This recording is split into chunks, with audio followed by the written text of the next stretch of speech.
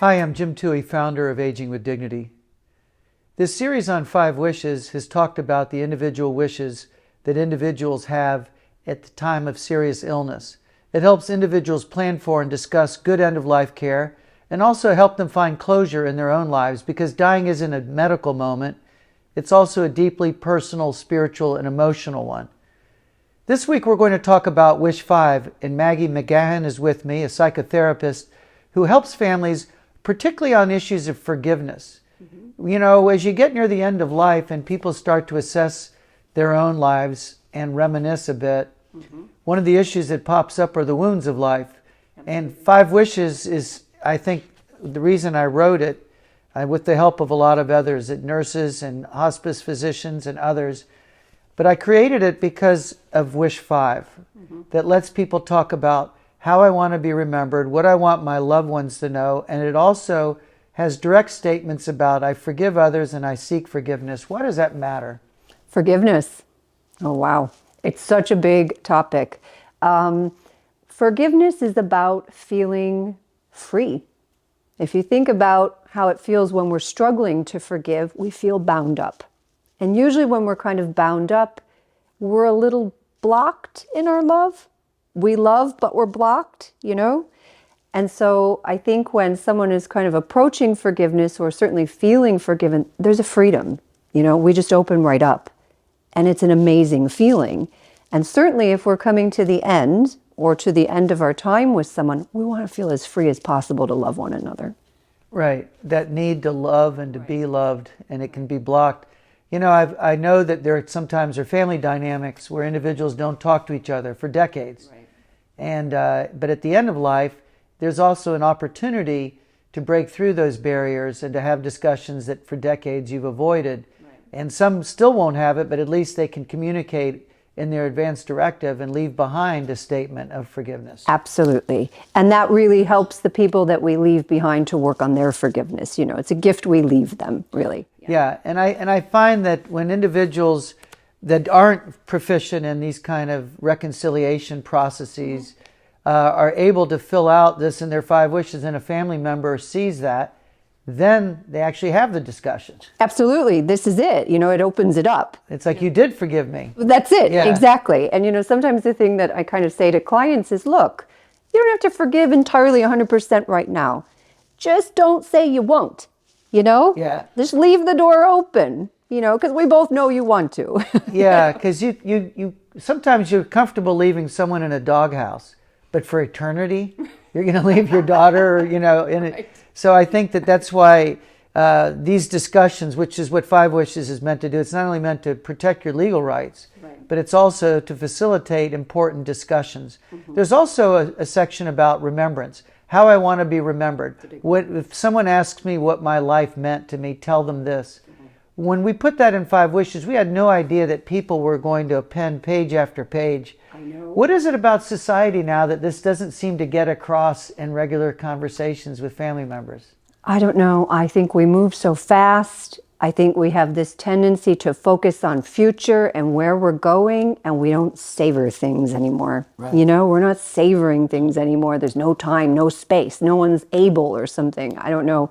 But this is one of the pieces in the 5 Wishes that really stands out for me. I love this part. And I think, you know, one of the things, I was working with a man once who's had lost his wife to cancer, and he came in and he was speaking about these final moments with her. It was just so beautiful. And she was weakening a bit, but she kept saying to him, and tell me about the day when Beth was born, their daughter. And he would just tell the story. And tell me about the day when John was born. And he would tell her the story. And those were these final moments, and that was, she could receive it, you know? And there was a beautiful intimacy between them in that moment. She wanted to remember these things, you know? Right. And I think in a culture that's so hell-bent on denying death, that, you know, we're going to live forever. That's the baby boom's motto, isn't it? I mean, Mick Jagger's still doing concerts, and if he, you know, falls down on stage, he gets an artificial hip and gets back up gyrating. But, you know, you look at the whole culture that denies death, that praises youth. And yet we see that in America, the age waves upon us. There's 76 million baby boomers that are in the process of entering seniority. Half of them are already in. And they're starting to realize, it looks like God's not going to make an exception in my case. Right. You know, they get a disease or an illness, and then they recognize they're not going to live forever. And it's at that point, I think, we can have discussions that Five Wishes facilitates. It says, look, I'm at peace with this. I know I'm not going to live forever. Absolutely. And I want you all to realize that I'm at peace with this. Which is a wonderful thing to leave people with. I want you to understand that I'm at peace, you know? And the other piece, I think, though, is sometimes what you see kind of come into sort of therapeutic settings is someone encountering their mortality, sometimes for the first time, through an illness or somebody else dying, and it's the wake-up call. And there is this piece where they think, gosh, I wasted a lot of energy worrying about things that didn't matter. Right. There's that awakening. And thank God they're having that awakening, but there is a bit of regret. Right. I used to worry about this so much. I used to worry, my energy was given to the wrong things. Yeah. Sometimes. And I think that's what's so elusive for some in times of serious illness is peace of mind, serenity. They often are suffering physically from a disease or just from the chronic ailments that have now reached a crescendo in their lives.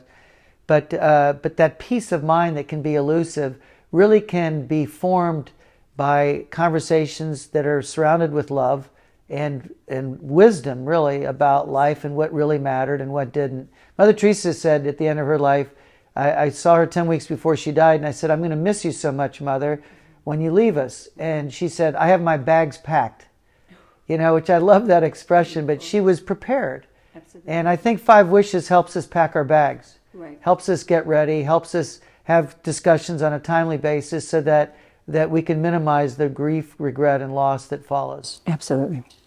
This series on Five Wishes and wish number 5 is meant to encourage individuals to have discussions, to plan for the unexpected, and in the process to be a good son or daughter when mom or dad needs you the most. Five Wishes is available in 30 languages. You can get it from Aging with Dignity. We hope that you use it so that we can find the path forward in America that lets you protect your right of self-determination, but without embracing assisted suicide and euthanasia, which are forms of false compassion, which are not allowing individuals to go home to God with their dignity intact. So we hope that this has been a helpful series, and we will continue with our spiritual counseling and other encouragements that allows you to age with dignity.